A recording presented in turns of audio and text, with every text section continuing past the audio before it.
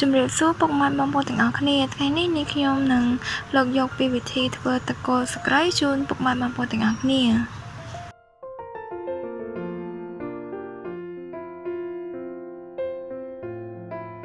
នៅក្នុងនោះគ្រឿងផ្សំរបស់យើងមានដូចជាគល់ស្ក្រៃចំនួន6ទៅ7គល់ស្លឹកតើចំនួន5ទៅ6សន្លឹកស្ករសចំនួន3វែកសម្លធំអំបិល1ចិបនិងទឹកសុទ្ធចំនួន2លីត្រ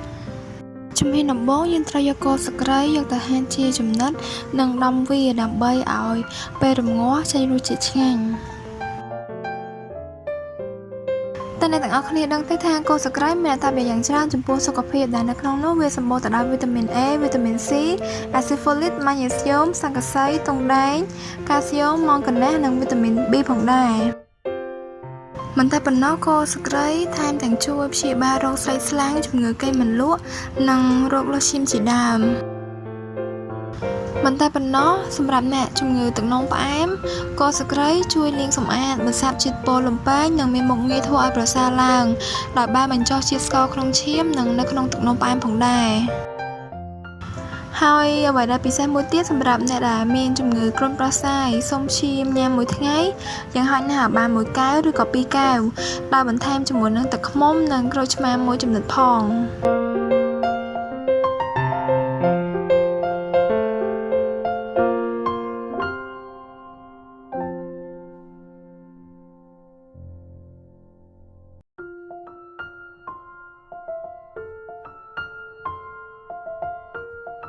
បន្ទាប់មកបងប្អូនធ្វើការចិតសន្លឹកស្លឹកតើយបែបនេះងាយស្រួលនៅក្នុងការរំងាស់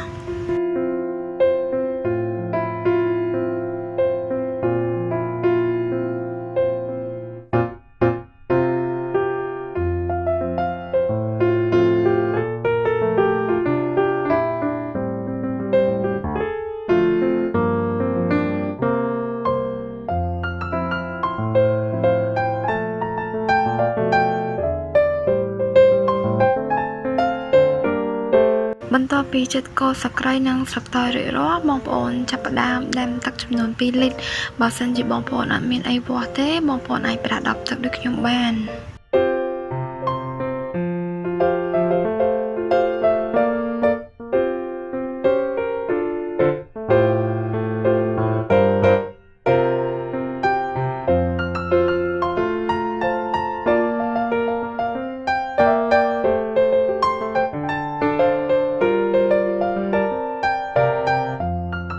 ហើយនៅពេលដែលទឹកពុះបន្តិចចាប់ដាក់ស្លឹកតើយចូលបន្ទាប់មកចាប់ដាក់គល់ស្ក្រៃតាមក្រោយ